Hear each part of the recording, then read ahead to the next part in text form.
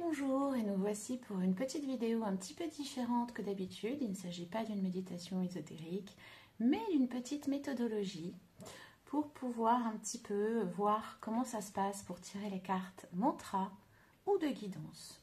Les jeux de cartes mantra ou de guidance, ce sont des jeux très reconnaissables. Le jeu de guidance va toujours avoir des cartes comme ceci, c'est-à-dire qu'on va retrouver la carte de la force, la guérison, le rêve, l'inspiration, la sérénité. Comme vous pouvez le remarquer, il n'y a aucune carte négative. C'est vraiment des jeux à vocation de donner des pistes psychologiques ou de réflexion.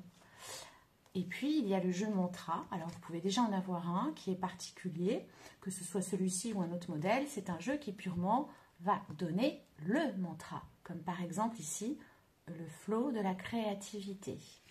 Ou bien accepter sa multidimensionnalité, etc. Dans un premier temps, on s'assure bien que notre jeu est magnétisé. Si vous voulez savoir un petit peu comment ça se passe pour magnétiser un jeu de mon côté, n'hésitez pas à vous renseigner auprès du cabinet.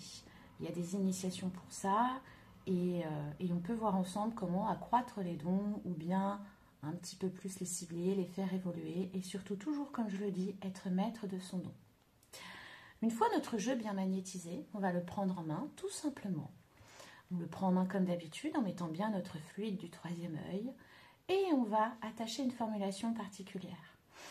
On va mettre la date du jour, aujourd'hui, 14 mars 2025, et dans les 7 jours à venir. Dans les 7 jours à venir, quel est le mantra ? Qui est pour moi message? Alors, on peut mettre une durée de temps différente. On peut demander dans 1 mois, dans 6 mois. Généralement, j'entends souvent des consultants me dire « Oh, aujourd'hui, j'ai eu un rendez-vous, j'ai tiré une carte mantra dessus. » Très sincèrement, c'est compliqué d'avoir les bénéfices et l'impact d'une carte mantra sur les 24 heures à venir. Et vous allez voir pourquoi c'est important de leur laisser un peu plus d'amplitude. Donc, j'ai mon jeu. J'envoie bien ma formulation, la date que je souhaite, dans les 7 jours à venir. Une fois que tout cela est bien mis, que j'ai bien pu l'envoyer par verbal et image, cette fameuse formulation, je coupe mon jeu. Vous voyez, il colle un peu d'ailleurs. Lorsque le jeu colle, c'est très bon signe. Ça veut dire qu'il est bien magnétisé, justement. Et je retourne la première carte en dessous du paquet. Par exemple, ici, l'état d'être au-delà de l'identité. Alors, quand j'ai cette carte face à moi, normalement, un automatisme aurait voulu que je m'arrête tout de suite sur le mot. Or, non. En fait, ce qui va se passer, c'est que je vais commencer mon cheminement de réflexion par la description totalement neutre de l'image. Là, par exemple, je vois un ciel dégagé, soit un lever de soleil, soit un coucher de soleil. Il y a des montagnes au loin, il y a des plaines. Je suis, ou la personne est, sur un rocher. Elle est dos et elle regarde l'horizon. Elle est assise visiblement confortablement. Déjà, mon cheminement de pensée va s'arrêter sur un détail. Cette personne est totalement nue et n'a pas l'air d'être justement dans l'inconfort, sur des rochers qui ont l'air d'être particulièrement pointus et rugueux. Je me dis, tiens, il est nu, il est assis dessus et il n'a pas l'air d'être gêné par quoi que ce soit. Il a l'air d'avoir bien sa place dessus. Il a l'air d'être complètement conforté et bien adapté sur ces pierres qui a priori paraissent rugueuses. Il regarde l'horizon, on est bien là-dessus. Ensuite, je vais essayer de voir où est-ce que je me situe dans ce dessin. Est-ce que j'arrive complètement à me voir sur ce personnage? Est-ce que je me vois plutôt comme le tas de pierres et de cailloux? Et si je n'arrive pas complètement à me voir dans ce dessin, il y a déjà une piste à explorer. Ensuite, je vais m'attarder sur l'état d'être au-delà de l'identité. Pourquoi est-ce que cette phrase est venue à moi? Déjà, j'essaye de remarquer dans mon intention pourquoi j'ai demandé un mantra dans les 7 jours à venir et si cette raison plus profonde a déjà une réponse avec ce mantra. Il est possible que ça ne vous parle pas tout de suite. Une fois que j'ai bien décrit tout ça, que je me suis bien familiarisée avec ce mantra, je remets tout simplement ma carte dans le paquet. Ce qui va se passer, c'est que dans les 7 jours, dans cette période-là, Il peut y avoir des passages où je ne me sente pas bien. Il peut y avoir des événements compliqués. Il peut y avoir des confrontations avec des choses. Il peut y avoir de la nervosité, du stress.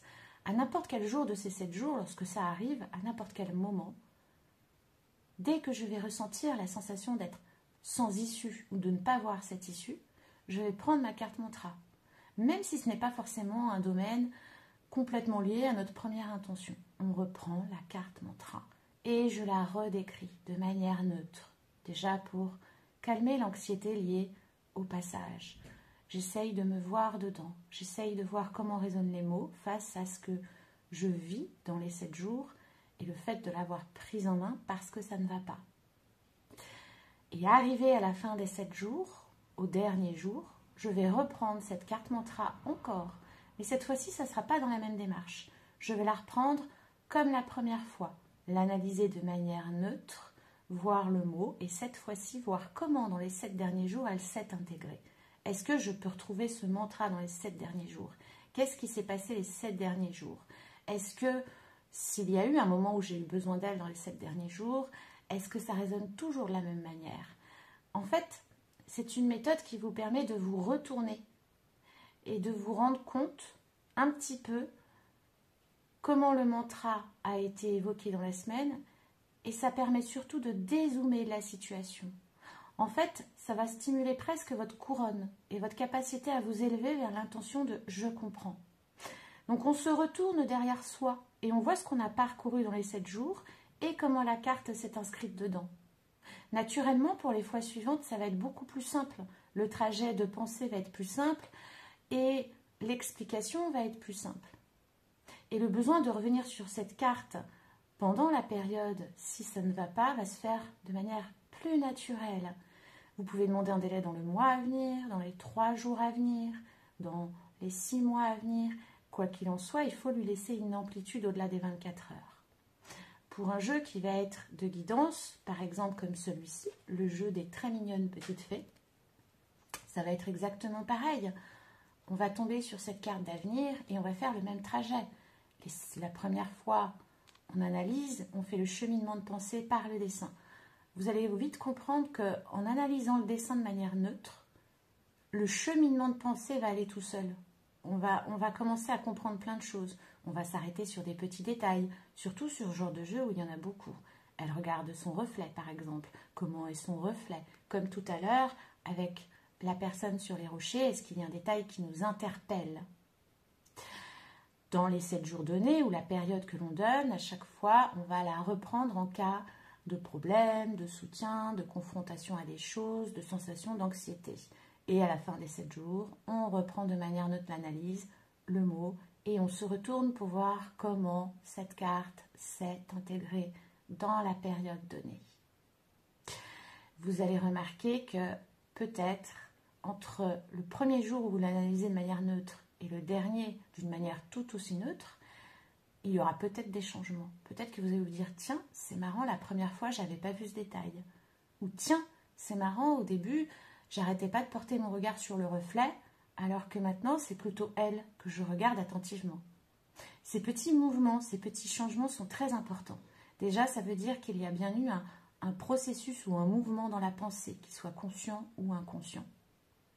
Donc que ce soit un jeu de guidance, je dis bien de guidance, qui va souvent avoir des pistes psychologiques et aucune carte négative, ou bien un jeu de mantra, pour en avoir vraiment satisfaction et pour ressentir son impact, il vaut mieux passer par une méthodologie à donner de l'amplitude au temps que vous leur proposez. De tirer une carte juste avant un rendez-vous, c'est pas quelque chose qui va réussir à vraiment vous donner un retour ou à avoir vraiment un sens en fin de compte. Donc, tout ce genre de jeu, vous pouvez l'utiliser ainsi et vous verrez que là, vous en tirez un bénéfice. Si vous avez n'importe quelle question à ce sujet, ou des compléments, ou des avis à me donner tout simplement sur cette vidéo, n'hésitez pas, je me ferai un plaisir d'y répondre.